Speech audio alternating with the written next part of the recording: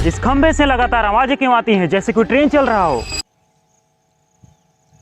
और इससे भी क्या इन वायर से बिजली भागती है इसलिए? पर बिजली की तो अपने आप में कोई आवाज होती नहीं, या फिर हाई वोल्टेज से। लेकिन अगर ऐसा होता तो पक्षियां तुरंत ही फ्राई हो जाती। टू फाइंड आउट मैं वहीं पर बैठ गया और मुझे शायद कुछ धमाकेदार ही करना होगा, तभी शायद ऑडियंस विश्वास करेंगे कि इससे आवाजें क्यों आती हैं। क्यों ना मैं इनमें मौजूद करंट को ही पकड़ डालूं। अबे बस चुप कर, वही करूंगा, ठीक? जी हाँ, आपने बिल्कुल सही सुना, मैं करंट को ही पकड़ने वाला हूँ। क्यों? क्योंकि साइंस को प्रूव करने के लिए मैं किसी भी हद तक जा सकता हूँ। And please don't try this at home. मैं ये बस साइंस के लिए कर रहा हूँ ताकि मैं आपको भरोसा दिला सकूं कि पक्षियों को करंट क्यों नहीं लगता। बट कोई पागल ही होगा जो इनके करंट को पकड़ेगा, जान थोड़ी गंवानी है। इसलिए मैं साइंटिफिकली इनके करंट को पकड़ के ये पता करूंगा कि इनसे 24 घंटे आवाजें क्यों आती हैं। So stay focused. बट पहले मैं घर की बिजली को छूकर देखूंगा जो ये प्रूव करेगा कि पक्षियों को करंट क्यों नहीं लगता। And again please don't try this at home because this is just for science. ये देखो, इससे बिजली आ रही है एंड ये मैंने किया इसको टच। मजाक कर रहा हूँ, कुछ नहीं होने वाला। दरअसल इसके पीछे का जादू है ये। मैंने जूता पहना हुआ था जिससे मुझे ग्राउंडिंग या अर्थिंग मिले ही नहीं, क्योंकि करंट लगने का मतलब ही होता है कि करंट हमारी बॉडी से पास होकर जमीन में चली जाए। बट मैं तो जमीन के कांटेक्ट में था ही नहीं, तो मुझे करंट कैसे लगेगा? बिल्कुल पक्षियों का भी यही हाल है, वो तो जमीन से कई फीट ऊपर हैं, तो उन्हें करंट कैसे लग सकता है? So this is next to impossible. अब देखो, मैंने सिंपल वर्ड्स में बताया, क्योंकि करंट हमेशा क्लोज्ड सर्किट में ही बहती है, जो कि इस वायर को टच करने पर इसलिए लगता है क्योंकि ट्रांसफार्मर से 4 वायर से निकलते हैं, 3 फेज और एक न्यूट्रल, जिसमें न्यूट्रल अर्थ से कनेक्टेड रहता है, जो इन 3 फेज के साथ न्यूट्रल सहित हमारे घरों तक पहुंचता है, जहां से यदि एक भी फेस हमारी बॉडी से टच हो तो वो उस ट्रांसफार्मर तक सर्किट क्लोज कर देगा अर्थ ग्राउंडिंग के चलते। और इस एक फेस का शौक तो आप सब ने एक्सपीरियंस किया होगा। लेकिन इंटरनेट पर एक से एक व्हाट्सएप यूनिवर्सिटी के प्रोफेसर बैठे हैं जिनका कहना है कि पक्षियों को करंट इसलिए नहीं लगता क्योंकि वो अंडे देते हैं। तो भी जाना, तू भी देते उनके साथ अंडे, तुझे भी करंट नहीं लगेगा। क्यों, क्या है इसमें?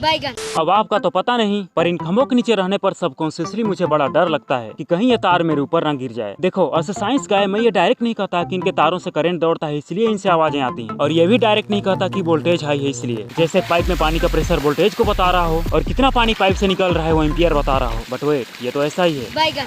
बट कम ऑन यार, इसका आवाज से क्या लेना देना? पानी की तरह से मौजूद इलेक्ट्रॉन्स की आवाज थोड़ी ना होती है, तो आखिर इन दोनों ट्रांसमिशन लाइन से आवाजें क्यों आती है? तो इसको पता लगाने के लिए मुझे एक चीज बनानी होगी और साइंटिफिकली थोड़ा क्रिटिकली सोचना होगा, जो इनमें मौजूद इलेक्ट्रिसिटी का पता लगा के मुझे कुछ क्लू दे दे। बट एक प्रॉब्लम थी, ये वाले ट्रांसमिशन टावर्स मेरे घर से काफी ज्यादा दूर हैं, और इसको रियलाइज करने के बाद तो मेरी हिम्मत ही टूट गई थी इस वीडियो को बनाने की। बट अगेन, हमेशा की तरह मैं रेडी था। बट फर्स्ट मुझे पहले उस वायरलेस इलेक्ट्रिसिटी डिटेक्टर को बनाना था जो इस पूरे वीडियो का बेस है, लाइक यू सी हियर, जो ये समझने में मदद करेगा कि इनसे आवाजें क्यों आती हैं। तो बस मैं बिना देरी किए वहाँ पहुँच जाता हूँ और इनसे बन रही आवाजों को सुन के मैं दंग रह जाता हूँ।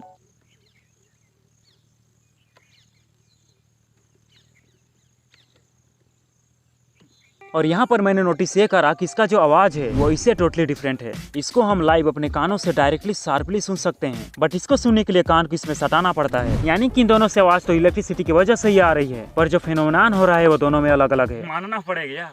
वैसे उसको आप देखो एक बार, ऐसा लग रहा है जैसे आदमी अपने हाथों को फैला करके ऐसे खड़ा हो, बिल्कुल ऐसे। तो चलो अब यहाँ पर कुछ एक्सपेरिमेंट करते हैं, ठीक? तो इस मिस्ट्री को सुलझाने के लिए मैंने अपने इस वायरलेस इलेक्ट्रिसिटी डिटेक्टर को निकाला, जिसने तुरंत ही से मौजूद करंट को डिटेक्ट कर लिया। बाय द वे, अगर आपको समझ नहीं आ रहा होगा कि ये क्या है, तो मैं बता दूं कि इसकी मदद से हम वायर में बह रहे करंट को डिटेक्ट कर सकते हैं। और हाँ, यदि आपको तार में फॉल्ट पता करना है तो आपको इस पुराने टेस्टर की जरूरत नहीं पड़ने वाली, क्योंकि ये तार के फॉल्ट को एग्जैक्ट लोकेशन पे पकड़ लेता है। दरअसल ये काम करता है इंडक्शन के सिद्धांत पे, जो ये कहता है कि यदि किसी चेंजिंग मैग्नेटिक फील्ड में हम कोइल को लाएं तो कोइल में करंट बनने लगता है, तभी तो जनरेटर में मैग्नेट को घुमाया जाता है ताकि मैग्नेटिक फील्ड चेंज होता रहे, जो जनरेटर के कोइल से वाइंडिंग में करंट उत्पन्न कर देता है। लेकिन इसमें जो हो रहा है उसे इलेक्ट्रोमैग्नेटिक इंडक्शन कहा जाता है, जिसमें 2 कोइल्स यूज होते हैं, जिसमें पहला वाला चेंजिंग मैग्नेटिक फील्ड को बनाता है, जिससे दूसरे कोइल में इंडक्शन से करंट बनने लगता है, लाइक यू सी हियर। और बिल्कुल यहाँ भी यही हो रहा है। ट्रांसमिशन टावर के वायर्स चेंजिंग मैग्नेटिक फील्ड को बना रहे हैं due to fluctuating nature of AC current, जिससे इस कोइल में करंट इंड्यूस होता है, जिसे ट्रांजिस्टर एम्पलीफाई करके मेरे एक्सपेरिमेंट लायक बनाता है। और इस एक्सपेरिमेंट के दौरान मैंने इस टावर के वायर के मैग्नेटिक रेंज का टेस्ट लेना चाहा, जिसने सही बताऊं तो मेरा दिमाग हिला डाला। तो गाइस, यहाँ तक आ करके देखो, अब जरा दूरी के देखो, यहाँ तक आया तब जाके ये बंद हो पाया। इतना दूरी तक उसके इलेक्ट्रोमैग्नेट का रेंज को देखो, अभी भी थोड़ा थोड़ा जल रहा है, एकदम थोड़ा थोड़ा, बहुत थोड़ा थोड़ा। तो हो सकता है कि 4-5 मीटर दूरी तक और काम करे। इसने घर के नॉर्मल 240 वोल्ट पे सिर्फ कुछ सेंटीमीटर ही काम किया, बट यहाँ तो इसने उससे भी फाड़ू 20 मीटर से ज्यादा काम किया, जो ये प्रूव करता है कि इसमें जो करंट बहता है वो लाख में होता है। मेरा माइक भी इसके इलेक्ट्रोमैग्नेट नॉइज से काम नहीं कर पा रहा था। अब पता नहीं इससे सुनाई दे भी रहा है या फिर नहीं इस माइक से, आई डोंट नो।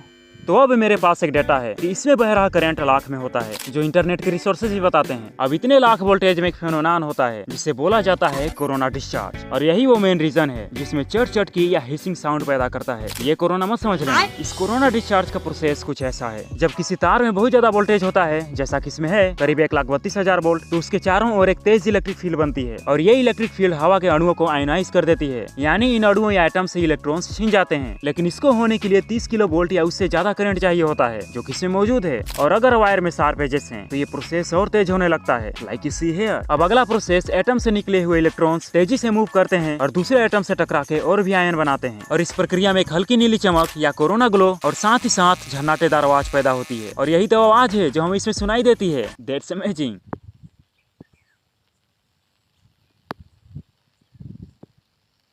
अब देखो, यदि आप कोरोना डिस्चार्ज के बारे में डिटेल में जानना चाहते हो ना, तो इस चैनल को सब्सक्राइब कर लो। मेरा ही चैनल है जहाँ पर मैं फिजिक्स और मैथमेटिक्स सब के लिए, चाहे वो बुढ़े हो, जवान हो, बच्चे हो, बिल्कुल जीरो से सीखना और सिखाना चाहता हूँ, because I want learning science revolution in India. So please subscribe. And now back to the topic. तो माना पड़ेगा उसके अंदर कितना करंट बहता है यार।